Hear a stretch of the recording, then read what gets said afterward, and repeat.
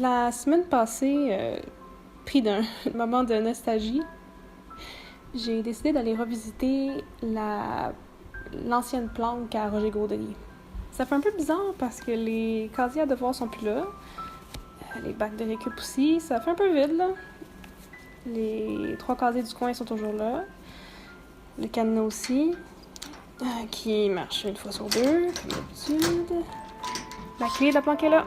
Ok, on se dirige. On va voir de quoi ça a l'air.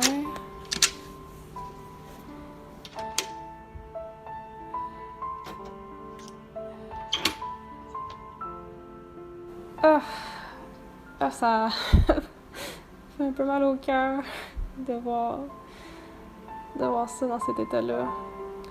Il y a tellement de choses qui se sont passées dans ce cas-là que c'est pas vrai que je vais le laisser partir sans raconter son histoire.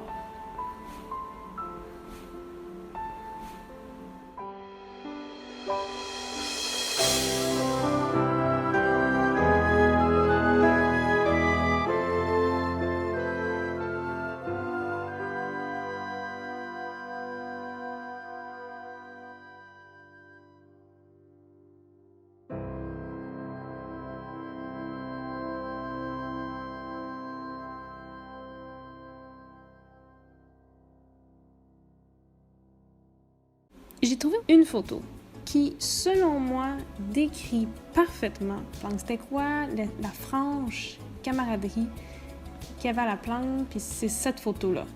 Selon moi, ça dit vraiment tout ce qu'il faut savoir sur la planque. Il y a plein de choses qui se sont passées à la planque. Il y a la fois où Gingras avait faim, personne n'avait la clé, puis c'était tard le soir. Fait qu'il a juste passé par le toit et est allé dans la inner planque.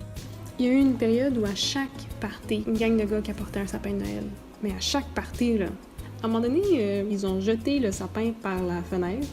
Et là, la sécurité était moins permissive sur le fait qu'ils apportent un sapin les prochaines fois. Ouais, ça, c'est la fois où il y a un prix Nobel qui est venu visiter la planque. J'étais clairement pas au courant, parce que si j'avais été au courant, j'aurais pas mis les t-shirts jaunes de même, là. Ah oui, il y a Gab qui a dessiné sur une table un jeu de Go. Mais la première partie de Go, Bobby est arrivé dans le plan et il voulait lancer le quoi sur quelqu'un. Fait qu'il a lancé sa tuque. Ça a juste atterri en plein dans la partie. Fait qu'on ne saura jamais qui aurait gagné la première partie de Go. Moi, quand je suis arrivée en planque, le café qu'on servait, c'est du café filtre. Puis à un moment donné, la machine a rendu l'âme au grand désespoir de tous. Et là, Toin a décidé qu'elle a acheté une vraie machine à expresso. Et la première journée, c'était café gratuit. Et moi, j'avais le chiffre du lundi, 8h30. Et j'avais tout le monde qui arrivait pour essayer la nouvelle machine pour du café gratuit. Et j'étais pas vraiment très à l'aise avec la machine. Et là, donc je finis mon chiffre. Le bénévole de 9h30 s'est jamais pointé. Fait que j'ai fait 2 chiffres de suite. C'était toute une première journée. J'ai sûrement dû brûler mon lait. Clairement, j'ai dû cramer mon lait, là. C'était... ouais.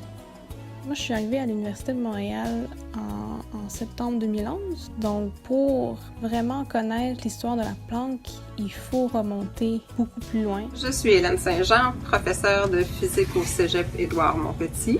Et pour l'année scolaire 1986-87, avec Luc Murphy et Marc Potters, nous avons fondé, dans le fond, le café étudiant de physique de façon officielle.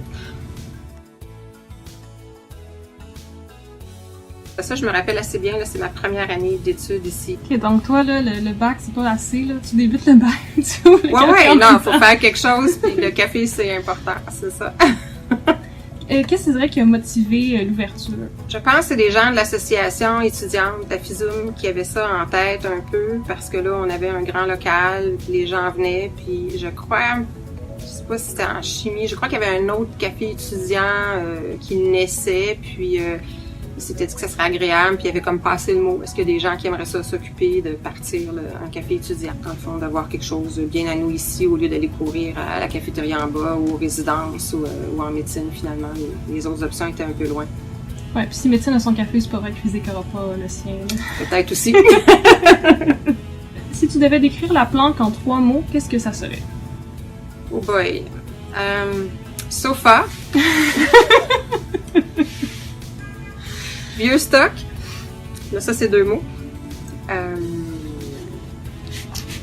Camaraderie. Et café.